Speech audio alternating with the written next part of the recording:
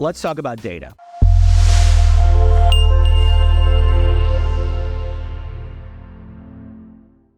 So many different platforms out there, so many different things you hear about: good data, bad data, pricing all over the place, just a lot of questions and stuff that you just may not be able to decipher or read between the lines on. So let me give you a brief on data, how it works, what you need to look out for, and really how do you use this whole world of data that you hear talked about to your advantage instead of having it confuse you and become an issue for you.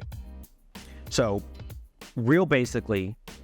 essentially what you're doing when we talk about data, when we talk about list building, is you're going to take two different databases and we're going to cross them over to get to who we want to, okay? The two different databases being property records.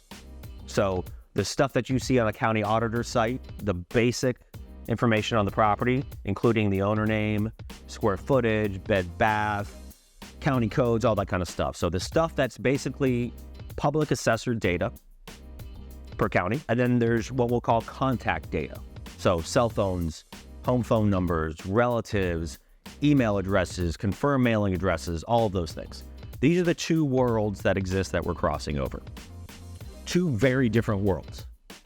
When you look at data and you start to see different platforms, what you need to realize is two things. One, most are concerned with the skip trace data first. The skip trace is secondary to what you put into the skip trace. Here's what I mean. Into a skip trace platform, if you put in the person who owned the property for 15 years that sold it 2 years ago, if you put in their name with their property address, you're going to get their contact information because that's what you ask the skip trace to send you. Give me this person with this address. Well, they have history of being associated with that address, so they will match on that. That may not be the current owner anymore. Like I said, they may have sold it 2 years ago, even 3 months ago, 6 months ago. You're still going to get a hit. You're still going to get that information and you're still going to market to them, but they're no longer the owner anymore. So that's wasted marketing dollars. This happens more often than you'd realize, and it's because the focus is off, because there's not enough put on the property list side of it and understanding these base records and why they're so important to the whole game. So the property data is first and foremost what's crucial, and then the skip trace becomes the secondary crucial piece, mostly because there are different tiers, different levels of sources out there. The biggest difference being pricing and accuracy. So let's break it down real simply for you. One, property data. Essentially, unless you're going direct to the assessor site and pulling this direct from the county, essentially all property data, all list building that you're doing out there is coming from one of 3 to 4 big vendors that basically go across the country, get all the county data, put it into one big thing so that you don't have to go to each county on your own.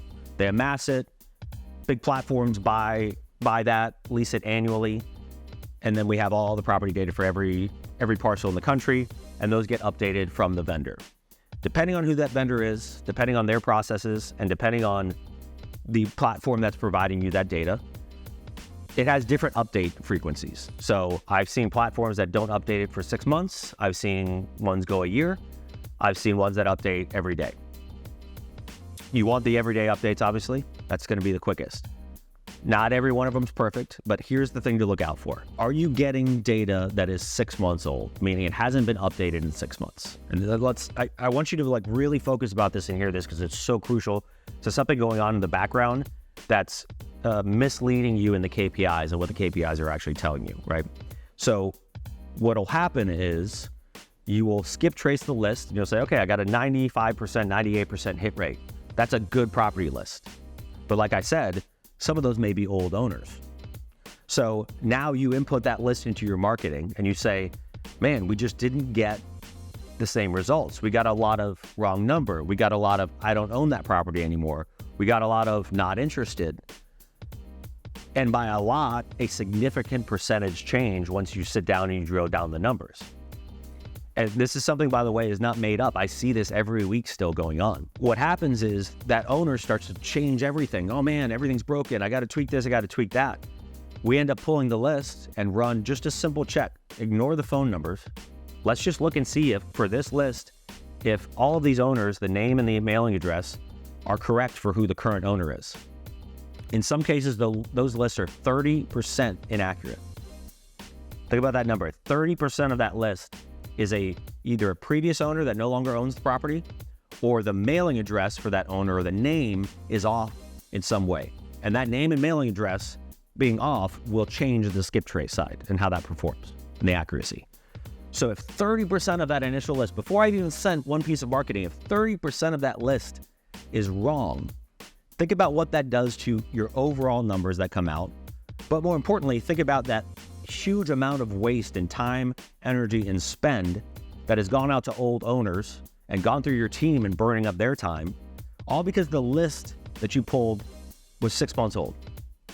This happens more often than you realize. So how do you protect yourself? How do you make sure this isn't going on? Couple things. One, you have to use a reputable provider. One of the ones that we use, Direct Skip, it's massive, it's updated daily. We use it because we're trying to eliminate those issues. Eliminate the issues of inaccuracy, right? It's one of the reasons we built the platform. It's one of the reasons we continue to use the platform. It's one of the reasons some of the biggest people out there use the platform, because they know that they don't have to worry about the consistency, the updating, the accuracy of the property list side, along with the skip trace side. And by eliminating that issue, now when we go and we drop a list in our marketing campaign that performed fine last week, we don't have to ask the question of, oh, am I getting bad data? We know that the data is sound, so it must be something else in our process.